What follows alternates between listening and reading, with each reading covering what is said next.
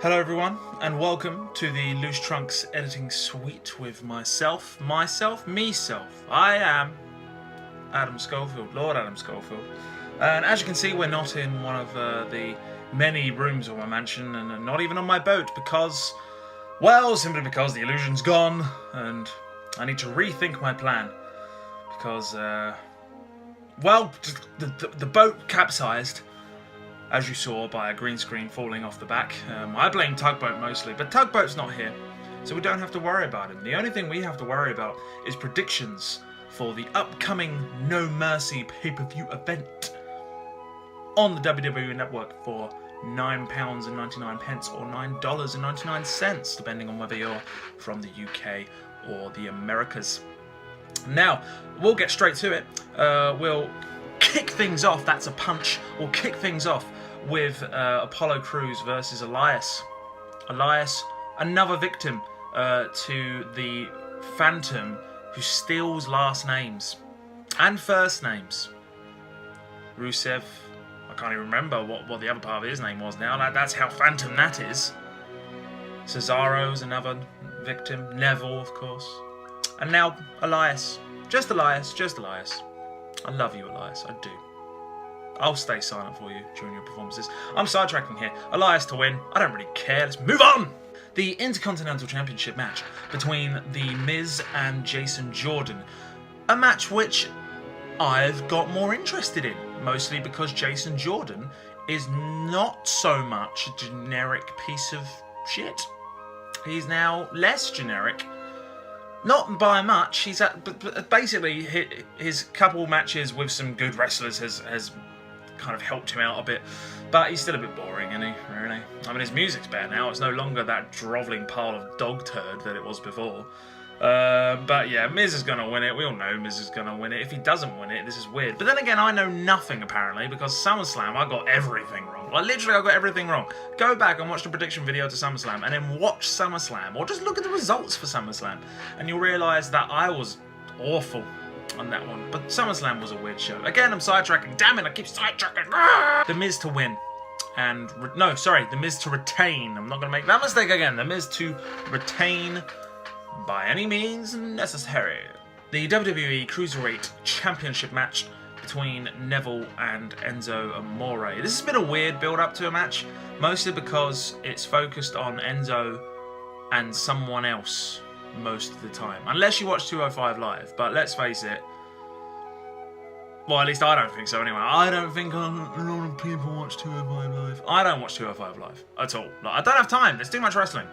So I do not have time to fit 205 Live in my schedule. I barely have time to put up a green screen to make it look like I'm in a mansion. Like, that's how little time I have. So all I've got to go on is the fact that Enzo ended up getting rinsed by The Miz and then getting destroyed by Braun Strowman because someone really hates Enzo in the back, apparently. And sure, Neville came out and did the Red Arrow on Enzo after Braun took him out, but really, there's no real focus on the rivalry. It's just Enzo being a dick. Neville's going to win, because if Enzo wins, it's just like the Cruiserweight division in itself is a bit shit, but imagine if Enzo just waltzes up and wins the title after being, well, pretty much just a lackey to Big Cass for so many years. It would just be embarrassing. This is a very negative predictions thing. Let's go on to something more positive. Positive's the wrong word, because New Days aren't in this. But New Days not in this. But Finn Balor and Bray Wyatt are in a match which didn't need to happen, because that should have really been capped off at SummerSlam when the Demon showed up. But now Bray Wyatt has coaxed Finn Balor into a match whereby he's not allowed to bring out the Demon. So basically, they've just made a storyline to make it seem that it's not so shit not having Demon, when they've already had the match with the Demon and now they're having a match without the Demon, which is the same as the match that they had on Raw before the Demon. Bray Wyatt to win, just to give him some sort of credibility. Yeah, that's all I can come up with for this. I don't know.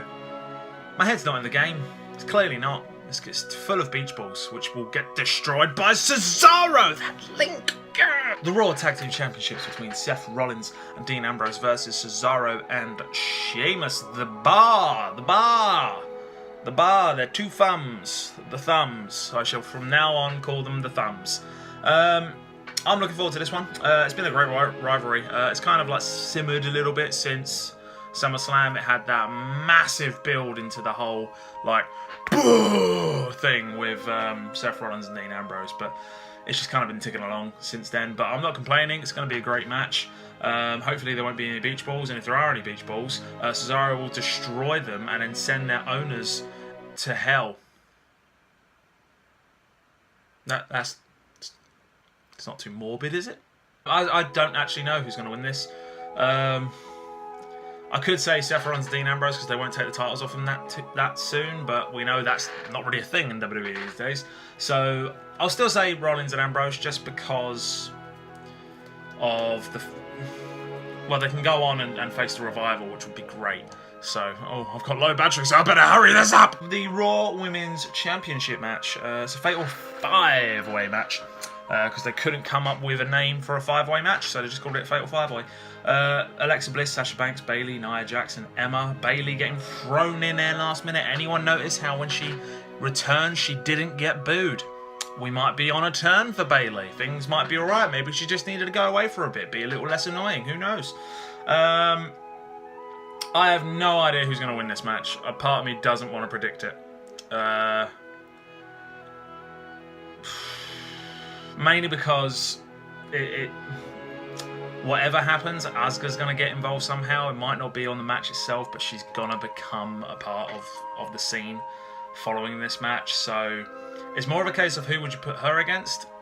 Is she going to go straight for the title, or is she going to build for a while? I find Asuka makes more sense against Bliss and Jax if she's a straight up good guy, but then if she's a tweener, it doesn't really matter. I don't know. I'll stick with the love for Bliss and just stay with Bliss because we all love Bliss. Here at Loose Trunks, we love Bliss to the point where it's a little bit scary and we should possibly be banned from, get a restraining order maybe. About 50 meters, 50 feet. Yeah. This took a turn for the worst, didn't it? John Cena versus Roman Reigns has been feckin' fantastic, hasn't it? The war of words has been unbelievable. I'm going to go with Reigns. I don't know why I'm going for Reigns, but I am. I hope it doesn't end in like a Reigns conquers all sort of vibe. I hope there's some sort of controversy. Or just something that happens to make Reigns win. Like, in all honesty, I kind of hope... My screen went off. In all honesty, I kind of hope that he turns heel, but I don't think that's going to happen. Because even against John Cena, and this is where you know that surely in the back they cannot ignore this, even against John Cena's been winning out when it comes to getting cheers. He'd come out and the John Cena sucks things carries on, but he has more of a positive vibe with the crowd. Reigns just gets booed everywhere. In the arena that Bayley got cheered, Reigns still got booed. I mean, come on, WWE. You've got yourself a badass on your hands. You got yourself a badass on your hands? You have a badass in the palm of your hands. You can just send on a heel run and he'll become the good guy. It'll be great. I don't know. I'm not feeling it.